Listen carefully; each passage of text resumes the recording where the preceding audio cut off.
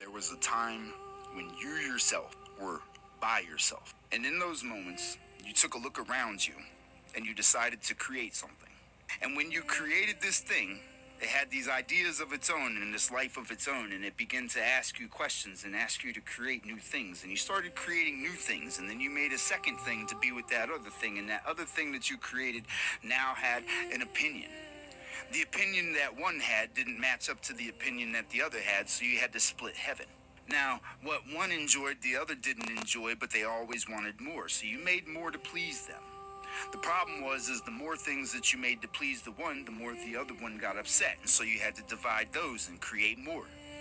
And the more and more that you create, the more and more that spreads, the more heavens that you have to create over and over and over again, because for each head, there's a different want and a different need. And so you keep creating these new things over and over again, and you sit there and watch these things that you create enjoy and then destroy, and then you have to create again for them over and over and over again, always trying to satisfy the ones that you created, but never being able to satisfy them completely.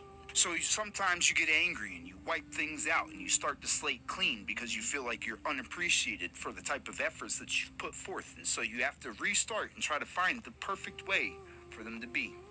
And then you figure out finally one day the perfect way for them to be is to have them forget the fact of where they came from in the first place. Because if they forget where they came from, then they go through the situations and the scenarios that are necessary for them to be able to enjoy the thing that they created for them.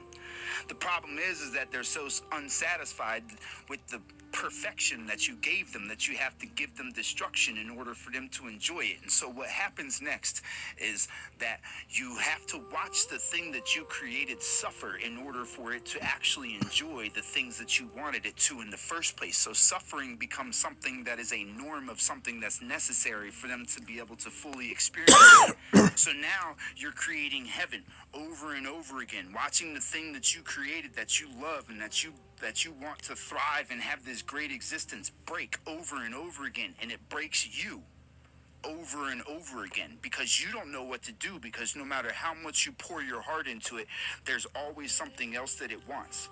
And there's always something that it's not satisfied with.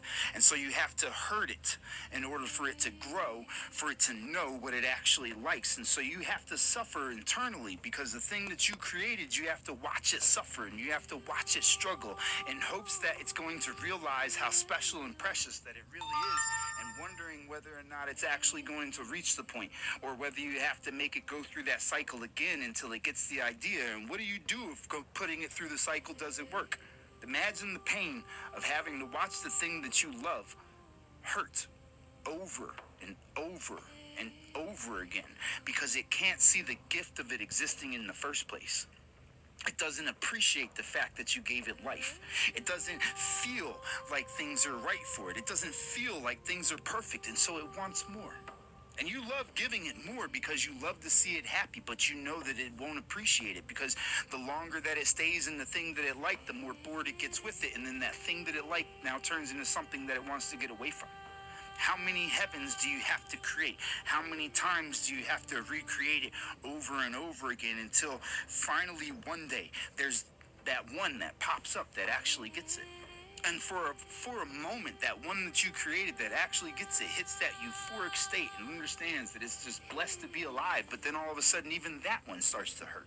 And it starts to hurt because it looks around it and recognizes the fact that the rest of the creator's creations are all struggling. And it wants to help them now. And now that it wants to help them, they turn on him. They turn on him because they can't do what he does, because they haven't gone through what they needed to. So even though he tries to relieve them of all the things that they've been lied to and all the things that they've been taken through and all the things that they're seeing, and tries to help them learn to appreciate the things that they have, they never do. And they never do because if they don't experience the pain, they can't enjoy it in the first place. And so now the thing that you created that finally reached that euphoric state is just as hurt as you are, because it has to watch them suffer and remind itself constantly that it can't force you to come out of that, because it would rob you of the experience that was necessary for you to enjoy it in the first place. So heaven becomes hell and hell becomes heaven, and it's one and the same, because you have to go through it in order to actually feel it and to believe it and know it. And so it gets to a point to where you're sitting there in pain, suffering happily. And you have to deal with that and eat that, and it hurts you because you look around you and all you see is all these things that have to suffer over and over again, and you can't figure out why. You can't figure out how to help them be able to enjoy without them not first experiencing the things to make them get the full experience. There's no way to win in this. It's an endless loop and an endless cycle. But it's the perfect one. It's heaven on earth. You've always been in heaven the whole entire time. The problem is that you can't see it because if you ate the same cereal every day, even if it was your favorite, eventually you'd get sick of it. So how do you give somebody eternal bliss without also giving them eternal damnation? This is the dilemma of being the creator. And it hurts. It hurts to be the one that knows. You don't get how much it hurts because you're not there yet.